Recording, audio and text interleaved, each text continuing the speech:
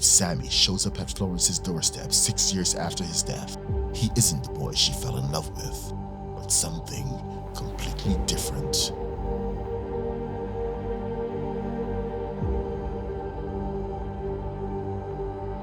The Boy Who Died and the Hound That Lived. Written by Twisted Divine. Narrated by Rodney V. Smith. Samy Young had a classic all-American high school experience. Star QB, skillful in every class, and a dating roster fit for a heartbreaker.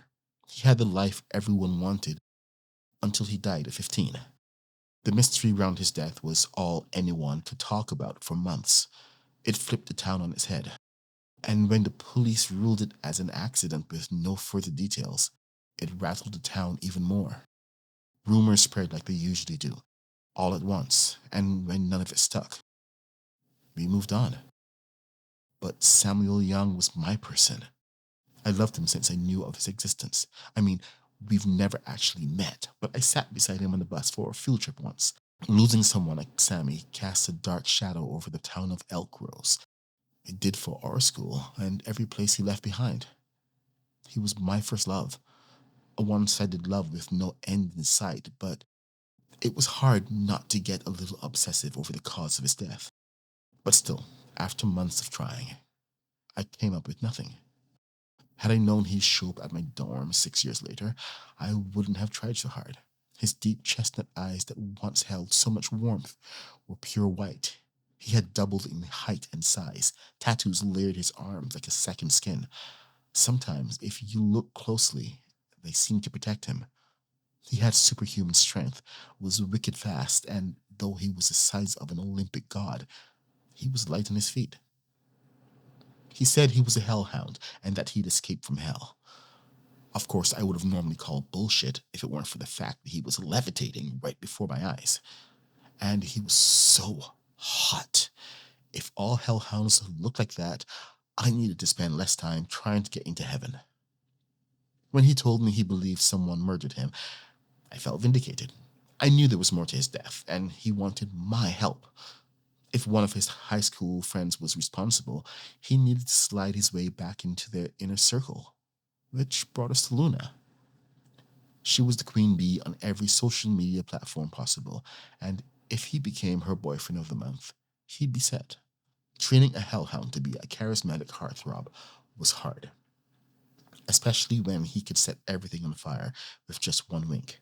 But I was up for the challenge. Why is everything pink and red? He scoffed at the balloons lining the path through the carnival. I pushed my short legs to keep up with him. He practically floated above ground. It's Valentine's Day. I twirled around to show off my pink dress. His eyes walked up my body and then settled on my face. Sometimes he looked at me like I was a puzzle he couldn't figure out. I felt the weight of his pointed stare and the way he carefully observed all the dips and curves of my features. I felt something stir in my belly, but then he frowned. Your heart rate's increasing. His eyes followed the rise and fall of my chest. My heart felt like a jackrabbit under his gaze. By the way worry claimed his features, it was clear he noticed. He dragged his eyes up to mine and took a step forward. Are you all right? His deep voice traveled up my spine and sent my heart into a frenzy. I pushed on my heels and distanced myself from him. Change the subject flow before he suspects something. Suspect what? He asked. I shoved my hands over my ears. I told you to stop doing that! A shadow of a smile played on his lips. Your heart was beating so fast, I wanted to take a peek up there to see if I'd done something wrong. You haven't. Heat rushed to my cheeks. This is a date, right? You need practice before your date with Luna. So, like we rehearsed, what should you be doing now? Kissing. What? I croaked, stopping in my tracks. He cracked a smile. I should hold your hand. With his long fingers, he pulled for mine. I knew he was a monster, but he had a strange way of making me feel safe. Hellhounds were naturally warm. Maybe it was a way to keep them tormented in hell. Either way, his hands warmed me right up.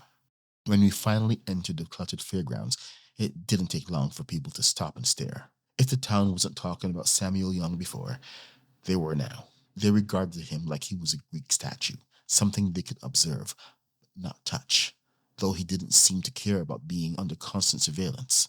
Whereas someone like me, who's never been on anyone's radar, found it terrifying. The colorful LED lights were the first to catch my attention. As the Ferris wheel spun, it cast a beautiful rainbow onto the ground. Lights blinked, shook, and dazzled at every corner. The smell of warm funnel cakes and turkey legs made my stomach grumble. Samy in his powerful ears looked down at my rumbling stomach. He let go of my hand and bolted to the turkey leg line. Everyone parted at his hot pursuit, clearing the path to the stand. A man stood in fear as Samy towered over him. No words were spoken between them, but suddenly the man looked down at his turkey leg and back to the cashier. Pushing a shaking hand forward, he gave his leg to Samy, and he snatched it from him. When he turned around to make his journey back, I threw my hands on my hips. Samy blew out his breath and turned back to the quivering man. "Thank you." When he returned to my side, he handed me the turkey leg and took my hand. "Good job," I whispered, "but next time you have to wait in line like everyone else." He frowned. "But you're hungry now, and I didn't tell them to move." I took a bite. The turkey was seasoned just right. It danced on my taste buds. My raging stomach raved as a warm turkey slid down my throat. "I know, but it's common courtesy to wait your turn. Oh, it's a claw machine." I pulled him to the glass box. Teddy bears of all colors and sizes were piled high. The blue claw sat in the corner, waiting for its next taker. Red and blue lights flickered at the sides and the bottom.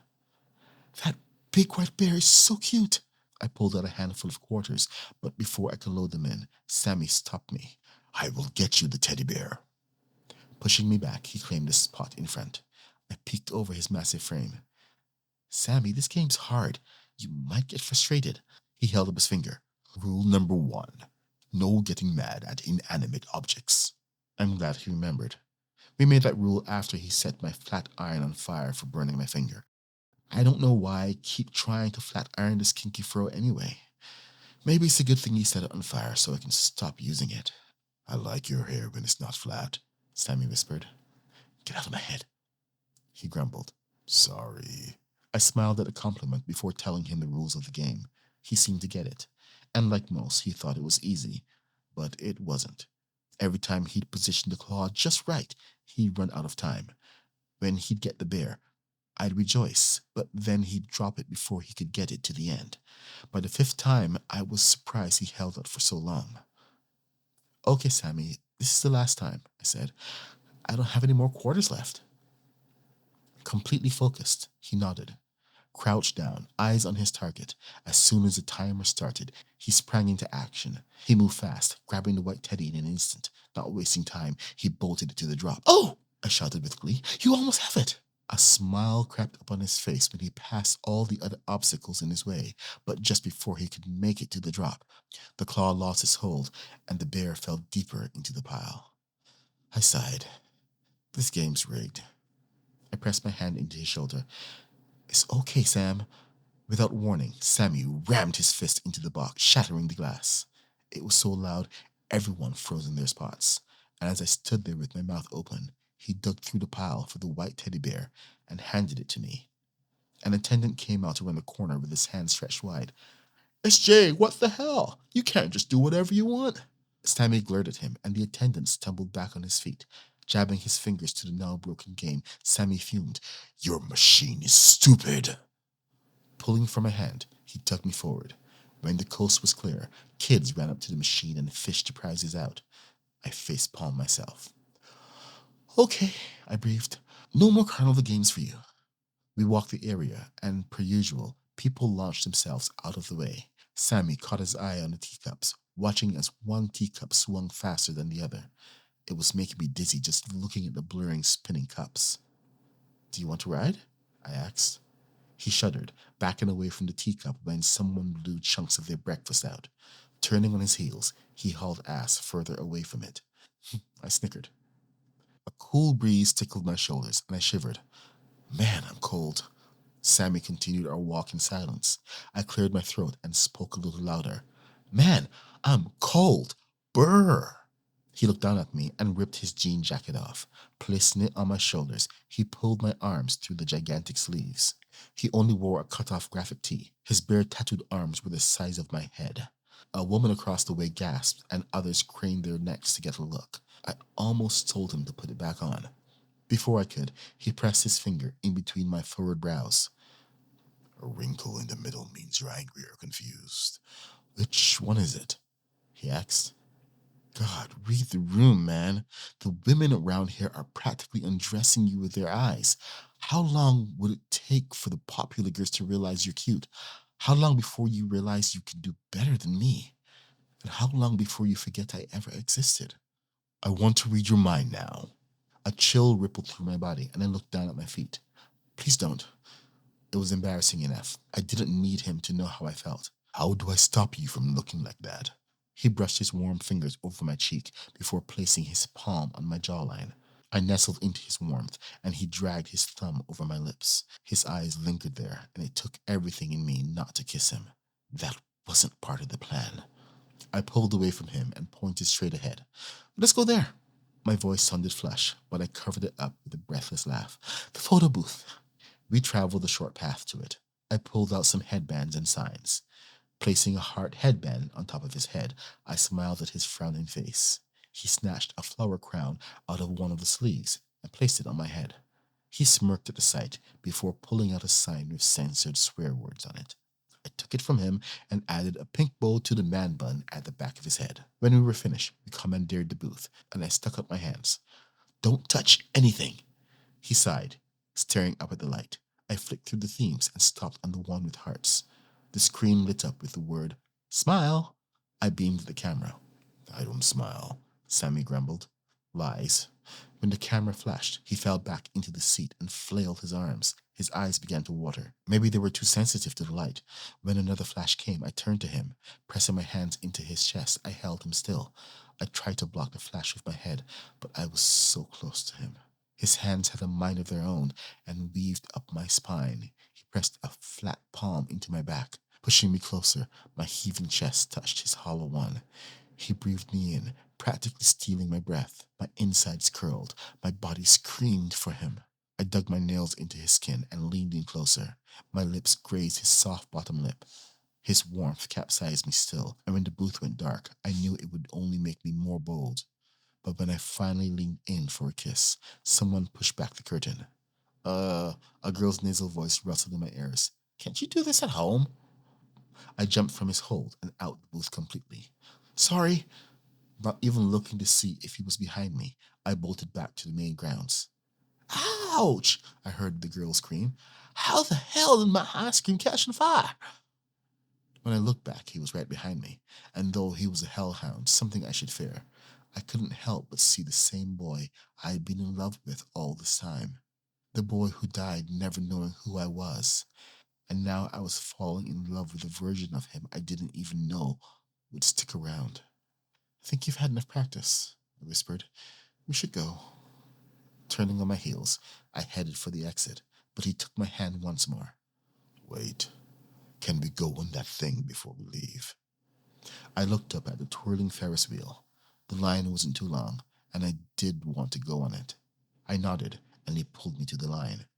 Once again, everyone parted for him, but he stood his ground. I will wait like everyone else. People's faces went weary, but they obliged him.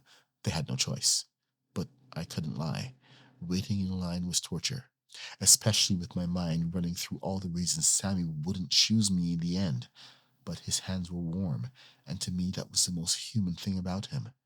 To be able to make someone feel warm with one touch. It wasn't easy. We're next, he said. We hopped in the seat, and the attendant buckled us in. We rose higher and higher until everyone was on, and then it began. The view was to die for. The city lights beamed on the horizon. I tried to visualize spots in town. Even the weaving trees looked like they were dancing in the wind. The breeze felt amazing from up here, away from reality. It was nice. I don't want to date Luna, he suddenly said. I don't want to find my killer. I don't want to go back to hell. Because if all of those things come true, that means I can't stay here with you. I sucked in a shallow breath and looked at him. He blinked, and for a second I thought his eyes changed to their original color. It's hard to believe you want to stay here with me, I whispered. You didn't even know I existed when you were alive. I was the closest thing he had to humanity. He didn't want me because he needed me. He wanted me because I offered him benevolence. I'm sorry I had to die before I met you. My eyes watered. I'm sorry you died too. I'd do it again, he whispered. I'd do it all again. Spend the 6 years in tormenting hell, because the moment I escaped, the first person I found was you. I'd choose you again. I'd always choose you. My heart squeezed at his confession. His words floated through my mind like a match, igniting everything in its wake. Every fiber of my being wanted him. My every passing thought belonged to him. My soul had never felt more aligned. And although he was damned, I still found mercy in him. Wrapping my arms around his shoulders, I leaned in. I pressed my lips into his and fell in love once again. It would always be true. I loved the boy who died and the hound that lived. The end. Brittany Moss loves writing anything to do with romance. Growing up with dyslexia, she never thought she could do anything with writing, but after taking a random script writing class in college, she fell in love with storytelling. Being able to turn her daydreams into stories is something she never knew would fill her with so much joy. And now she can't stop and is constantly learning how to be a better writer and storyteller. Read more from Twisted Divine on Wattpad. She's the winner of a 2022 Watty Award. So that's it for this installment of Monstrous Love, an anthology of short stories by Wattpad writers brought to you by WritersConnX. There are 35 stories by some amazing writers, so make sure to subscribe if you want to know the instant a new story drops. We're publishing at least 2 new stories daily from February 1st to the 14th, so there's lots to check out. Don't forget to click the like button, and you can also leave us a comment to tell us what you think. For WritersConnX, I'm Rodney V. Smith, and I'll see you the next one.